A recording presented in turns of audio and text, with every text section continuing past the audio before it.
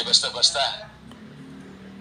Kahit napirahin mo, parang may lisensya ka na, parang gano'n sinasabi mo. Pero pag private, talagang kinakailangan may malis ka agad yun. Siguradong, kaya lang nung ikaw ay nag-vlog, ito yung title ng vlog mo sa akin eh. Huwag maniniwala sa pakulo at panliling lang ni Marcoleta. Ano ang panliling lang ko, attorney? Public figure ako, pero kailangan malaman ko, sapagkat dito lang may malis ka na eh. Una, hindi mo ako kilala, ikaw hindi rin kita kilala. Pero dito lang the title pa lang. Huwag maniniwala sa pakulo at panlilin lang ni Marcoleta. Attorney, kahit kailan wala akong nilinlang na mamamayan ng Pilipinas. Wala kang karapatan na akusahan mo ako ng ganito. Kung ang pinag-uusapan ay gusto mo lang ma-informahan ng mga nagpa-follow sa'yo kung sino-sinong maraming nagpa-follow. Pwede mo ba sagutin ito muna? Ano yung panlilin lang na sinasabi mo rito? Marami na po kasi akong naging hindi ko ano yung particular na Ito pakikita ko sa'yo, ayan hindi ko po alam kung anong particular doon na Attorney, gumawa ka ng vlog. Pinapakita na nga eh. Pinapakita na yung vlog ayaw tignan.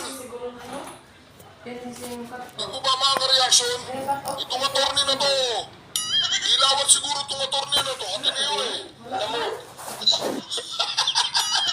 Ilawan to. Itong attorney na to. Attorney ba yan? Attorney ba? yes po, ako po. Responsibilidad mo sa public ito, lalong-lalo na yung naniniwala sa'yo. Hindi ako maniwala kung paano mo silang napaniwala. Pero itong sinabi mong ito, may pakulo ako at panlilin lang. Ito yung sagutin mo. Hindi ako naniniwala na hindi mo naalala ito. Mr. Chair? Mr. Chair? Actually po, dun yata yan sa rally ng Iglesia ni Cristo na naging subject din ako po ng programa ninyo sa yung dalawang pong kasama na Honorable Congressman Marcoleta. Ako po yung naging subject nyo doon ni Saganang Mamamayan. Eh, paano hindi kanila magiging subject? Ha? Paano hindi kanila magiging subject? Eh, fake news ka. Fake news. Alam mo, kasi ako yung nag-comment na sabi ko, dapat yung Iglesia ni Cristo kung talagang malaki yung mobilization nila, doon nila gawin sa Luneta, huwag sa Liwasan. Yun yung kasi, pag sa Liwasan Attorney, huwag mong nililihin sa usapan.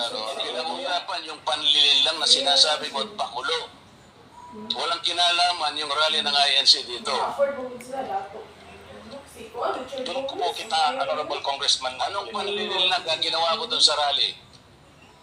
alam mo, yun po yata ang speech niyo po. Kasi yata, kailangan siguruhin mo. Nagsalita ko doon. Anong parte ng speech ko ang nililang ko ang mamamayang Pilipino? Honorable Congressman Marco, yung reaction ko po yata yung speech niyo po doon sa Ano nga? Kung alam mo yung speech ko, ano yung panlilin lang doon? Alam mo, tingnan ko po dito sa ano ko kung ano yung alam mo, ako na po kasi naging content tungkol. Hindi ganun. Diba? Itong mga to, may mga ano yan eh. Sila yung fake news. Sila po yung fake news. Dilawan yan. Alam mo, Oo, dilawan yan. Atineo eh. Fake news yan. alam mo, Pantagin mo yan ang kanyang paratang sa ating Senador Congressman Rodante Marcoleta. Mapandin lang. alam mo, Ako kapag sinabi ko, alam kong pinagbabasihan ko. Kahit matagal na yon, maaalala ko. Pag nilinlang ako ng isang tao, alam ko. Problema sa inyo, hindi ko nilalat ng vloggers, Ako, hindi ko minamasama yung vlogs. Yan ay part ng ating free speech. Expression. At yan ay ginagaranti ng ating saligan batas. Totoo naman na kapag public figures, hindi dapat balat sibuyas. Hindi kagaya ng balat sibuyas ni Kong Barber sa Lunggoyan. Pero hindi nangangahulugan. Si Barbers, binanatan po siya ni Senador Congressman Rodante Marcoleta. Kong Barbers! alam mo, Oo. Diba? Kong Barbers! alam mo, Oo. Binanatan po siya ni Senador Congressman Rodante Marcoleta. Balat sibuyas daw. alam mo, Oo.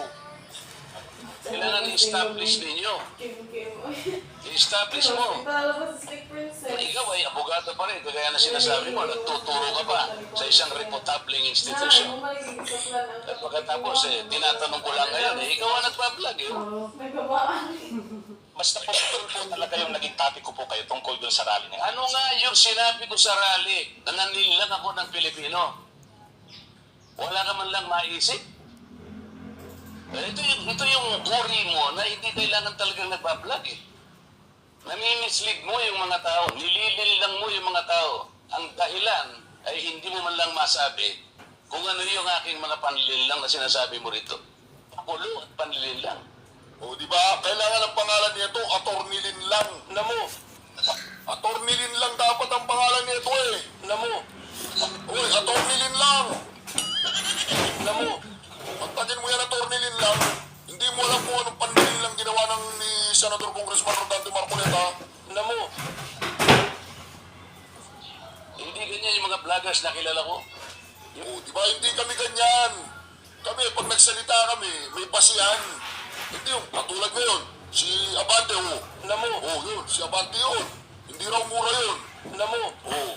Si Abante yun. Pero ang sinasabi po natin dito mga ka-reaction, mantagin mo, pararatangan mo ang isang Senator Congressman Rodante Marcoleta na mapanlin lang, ibig sabihin magbubudol, gano'n. Namo, Mga vloggers umaatake rin sa akin, pero hindi ako balat sibuyas. Sapagkat may pasihan ang kanilang sinasabi. Yung pinag-uusapan siguro namin dito. Gusto nila niyang tingnan siguro kung ano yung mga seats ng mga aming pinag-uusapan dito. Hindi ako balat sibuyas, pero ito, wala akong makitang panlilang na ginawa ko sa ating mamamayan. Ikaw, ang lakas ng loob mo na mag-vlog. Abogado ka pa naman. Ang balat sibuyas daw si Barbers. namo, Oo, sabi niya, hindi ako katulad ni Barbers, balat sibuyas. namo. O ano? Gusto panoorin ko po mamaya itong kung ano na Ay, ang hirap sa atin, Mr. Chair, eh. ano po kasi Isip-isipin mo, bigla ka na lang gagawa ng isang vlog na ngayon itatanungin kita ng diretso, wala ka man lang masabi kahit isang panlilil lang. At inakala mo pagkasakaling doon sa rally. Marami mo sabihin na harap ako sa rally pagkalakilay para manlilang lang ako nagmamamayang Pilipino. Hindi ka dapat na abogado eh. Hindi ka dapat magturo sa Ateneo. Sinasabi ko sa iyo ngayon. Ako hindi ko inaakusahan ng mga vloggers. Kahit masasakit ang sinasabi nila, ngunit merong basihan. Meron silang pinagmumulan na basihan. Kamukha nung isang vlogger, Mr. Chair. Nakita niya yung isang tarpaulin, isang billboard na na-install doon sa SLEX. Isang female vlogger, Mr. Chair, na napanood ko. Itong si Marcoleta kanya, walang kahihiyan ito na pala eh. At kinahihiya na rin siya ng mga kapatid niya sa Iglesia ni Cristo. Sapagkat, nakalain mong gagawa siya ng billboard, isasama niya kanya si Pastor Kibuloy. Hindi ba niya alam si Pastor Kibuloy ay ganyan. So, kinakailangan, Mr. Chair, na sagutin ko. Ang pagkakasabi ko lang po na sagutin ko, miss ka ako, hindi kita kilala, pero medyo nasaktan lang ako, pero ganito na lang, pagpapasensya na kita, sapagkat ako ay public figure. Kung kulang ka ako ang ginanito mo, okay lang eh. Kaya lang kita sasagutin sapagkat yung mga nakikinig sa'yo, baka mahalin lang mo. Baka sila'y maniligaw mo sa paniwala na ako nga ang gumawa ng billboard na yan. So ipinaliwanag ko, Mr. Chair, hindi ako ang gumawa ng billboard na yan. Nakita ko na lamang po na biglang kasama po ako ron. At hindi naman po ipinaalam sa akin nung gumawa. Siguro po dahil si Pastor Kibuloy po ay tumatakbo rin isang senador, inakala niya siguro magiging maganda rin para sa kanya kung kami po ay magkasama. Eh ako naman po ay wala namang magagawa tungkol doon. Pero hindi ko na po, wala na po akong reaksyon sapagkat public figure nga po ako eh. Lahat kami ay Ito nga po yung napakagandang pagkakasalita po sa Korte Suprema eh. Mr. Chair, basahin ko lang, maliit lang po ito. The interest of society, ito po yung United States versus Bustos. The interest of society and the maintenance of good government demand a full discussion of public affairs. Complete liberty to comment on the conduct of public men is a scalpel in the case of free speech. The sharp incision of his probe relieves the abscesses of officialdom. Men in public life may suffer under a hostile and an unjust accusation. The wound can be assuaged with the balm of a clear conscience. A public officer must not be too thin-skinned with reference to comment upon his official acts. Kaya ko na lang siyang i-tolerate, Mr. Chair, yung babae yun eh. Pero ikaw, attorney, dahil sa attorney ka, yan ang sinasabi mo, at nagtuturo ka pa sa isang reputable institution. Dito lamang sa title mo eh.